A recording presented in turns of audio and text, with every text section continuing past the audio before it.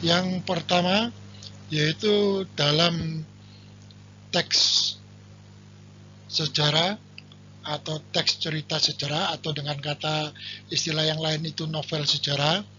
Ciri bahasa yang digunakan yang pertama adalah menggunakan kata ganti atau pronomina. Ya, sebenarnya kata ganti ini bisa menggantikan benda atau sesuatu yang dibendakan. Nah, pada pelajaran hari ini kita fokus pada kata ganti orang, yaitu sebuah kata yang bisa menggantikan orang.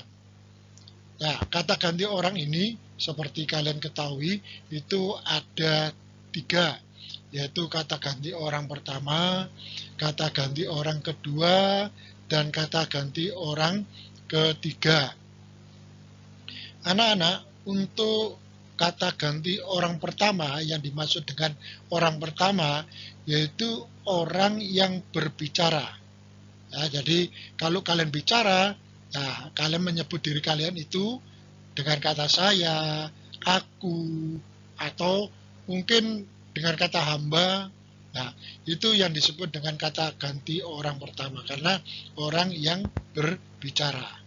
Nah, ini bisa dibagi 2, ada kata ganti orang pertama tunggal, berarti artinya yang berbicara itu hanya satu orang, misalnya saya, aku, atau beta. Nah, ada juga yang berbicara itu mewakili dari teman-temannya atau lebih dari satu orang, yang disebut dengan kata ganti orang pertama jamak.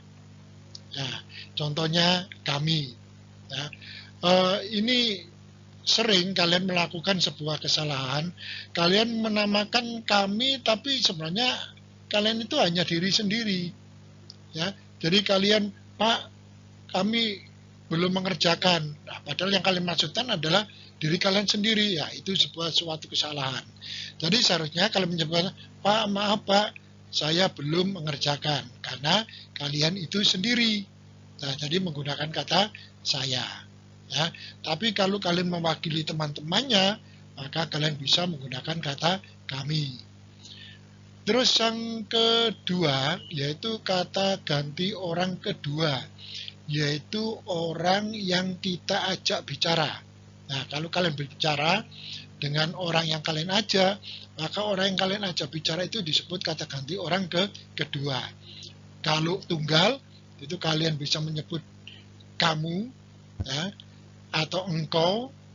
Nah, kalau orangnya lebih dari satu disebut jamak, maka bisa kita sebut kalian, ya, nah, kalian atau Anda sekalian, itu bisa juga. Ya. Kemudian yang ketiga, kata ganti orang ketiga.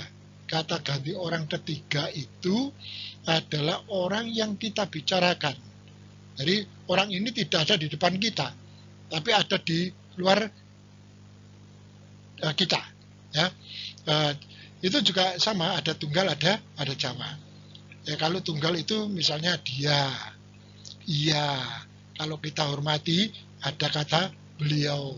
Nah, kalau jamak berarti lebih dari satu orang, misalnya mereka. Jadi kalau kita berbicara, terus di lapangan itu ada anak-anak yang sedang bermain basket, maka kita mengatakan mereka sedang main basket.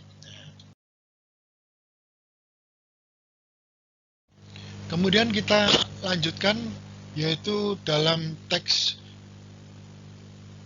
sejarah atau teks novel sejarah, yaitu cirinya menggunakan kalimat lampau. Lampau itu masa lalu. Ya. Jadi di situ ada ciri kebahasaannya, yaitu khas kebahasaannya itu selalu menggunakan kata-kata lampau, yaitu yang menyatakan peristiwa pada masa lampau. Ya. Misalnya menunjukkan pada tahun. Ya, ini ada sebuah contoh. Pada tahun 1778, Syarif Abdurrahman dikukuhkan menjadi Sultan Pontianak. Nah, jadi tahunnya itu menunjukkan bermakna lampau. Kalau dalam satu kalimat disebut kalimat yang memiliki makna lampau atau masa lalu. Nah, contoh yang lain, pada waktu itu, nah, kan berarti waktunya sudah berlangsung. Berikutnya yaitu menggunakan kata-kata tindakan atau yang biasa disebut verba material. Ini juga merupakan salah satu kekasan dari teks novel sejarah. Yang dimaksud dengan kata kerja material, anak-anak, yaitu bahwa kata tersebut itu menggambarkan perbuatan fiksi. Ya, saya ulangi, menggambarkan perbuatan fisik atau peristiwa. Nah, misalnya membaca, menulis, menyapu. Jadi ciri khasnya verbal kata kerja itu menggunakan awalan me di sini. Dan betul-betul bisa dilihat oleh panca indera mata kita. Ya. Jadi membaca, kita bisa melihat orang itu membaca. Ada orang menulis, kita bisa melihat orang itu menulis. Ya, itu yang disebut dengan verba material. Nah, sebagai contoh, di depan Ratu Biksuni Gayatri yang berdiri, Sri Gitarja duduk bersimpu. Nah, kata yang diketik merah, berdiri, lalu duduk, bersimpu. Nah, ini juga merupakan verba material. Ya, karena melakukan suatu tindakan dan bisa kita lihat. Ya. Berikutnya ciri khas teks novel sejarah yaitu menggunakan konjungsi kasualitas atau konjungsi sebab. Ya. Nah, di dalam konjungsi ini tentu menghubungkan antara kalimat yang satu dengan kalimat yang lain. Jadi fungsi konjungsi itu merupakan kata sambung, ya, yaitu menyambungkan kalimat yang satu dengan kalimat yang lain.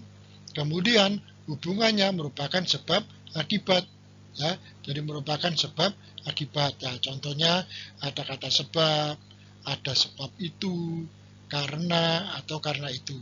Contoh dalam kalimatnya, korupsi harus segera diberantas agar negara bisa tumbuh lebih cepat.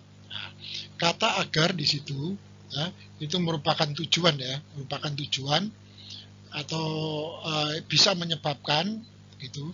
Kamu akan mendapatkan nilai bagus jika mau belajar dengan tekun. Nah, ini menghubungkan dua kalimat. Nah, ini yang dinamakan dengan konjungsi. Nah, kalau konjungsi kausalitas berarti ada hubungan sebab akibat. Jadi ini dilakukan karena apa? Nah, semacam itu.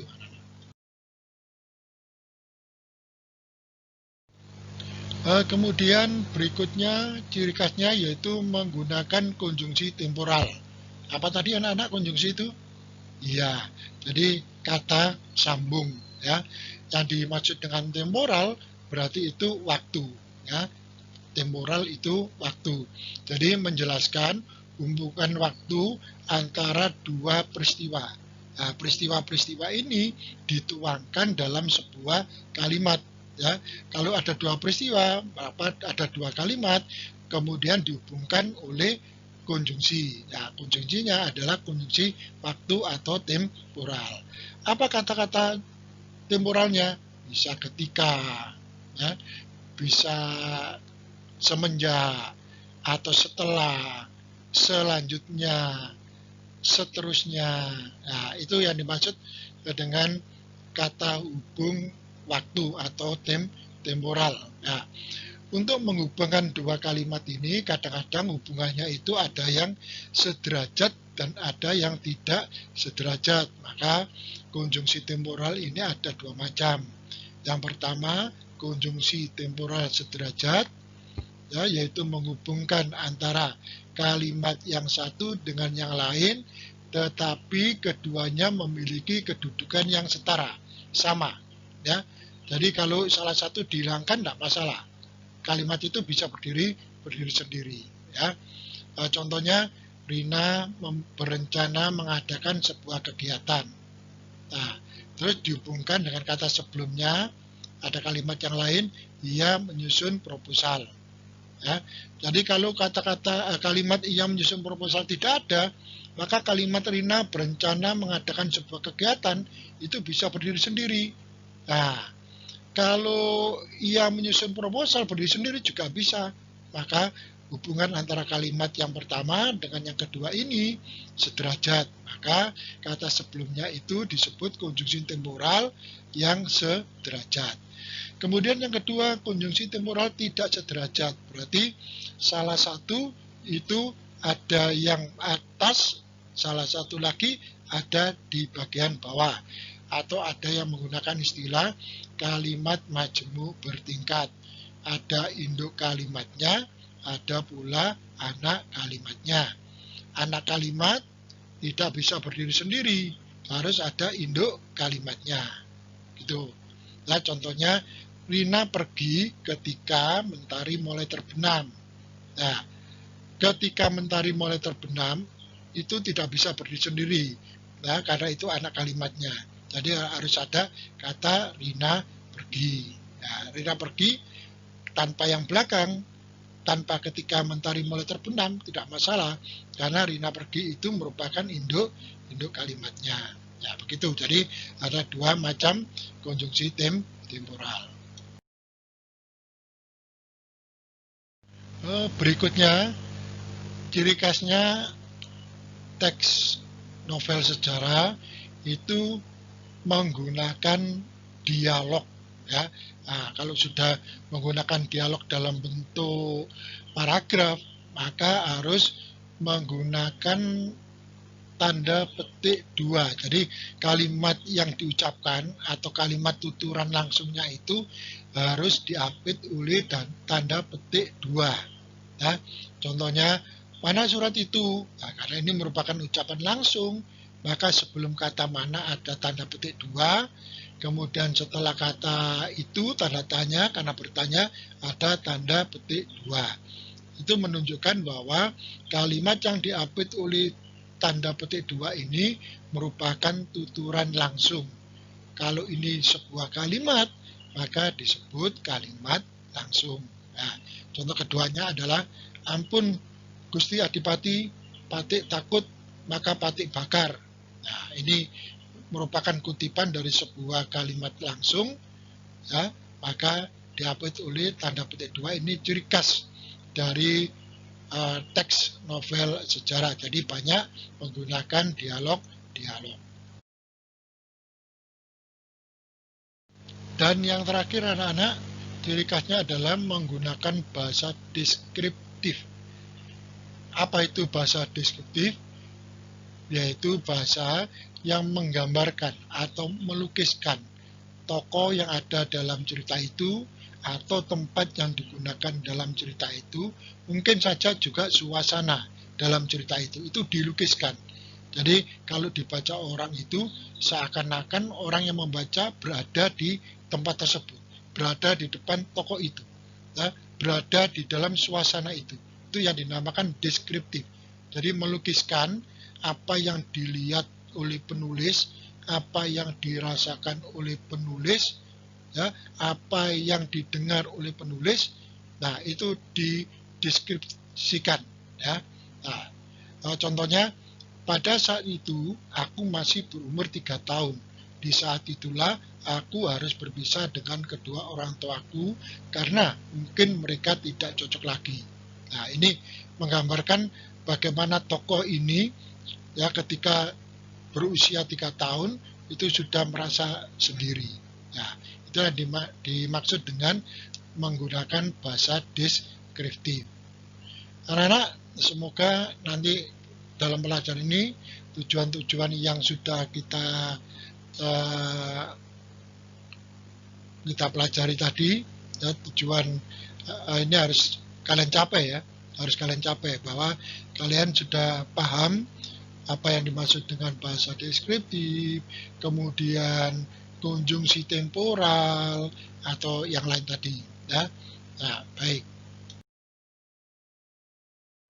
Sebagai kalimat terakhir dari pelajaran pada hari ini, saya kutip dari Pramudia Anantatur, seorang sastrawan Indonesia yang cukup populer dan karya-karyanya cukup banyak, dan mungkin kalian kemarin juga sudah membaca karyanya, ya. Kalian boleh maju dalam pelajaran, mungkin mencapai deretan gelar kesarjanaan apa saja, tapi tanpa mencintai sastra, kalian tinggal hanya hewan yang pandai. Pramudia.